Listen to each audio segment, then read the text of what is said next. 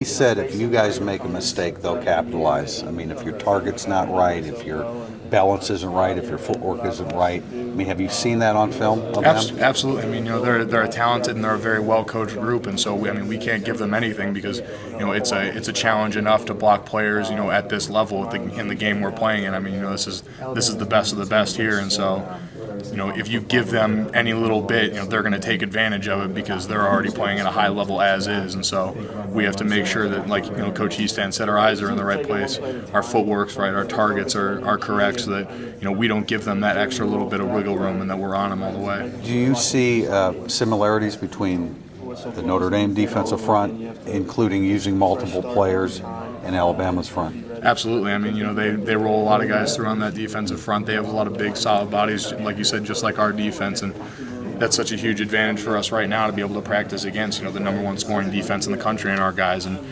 big, strong, talented guys that play very similar to the guys on Alabama, and so we're getting such a great look going against them every day in practice now. Coach said the other day, talked about the difference between just staying sharp and getting better.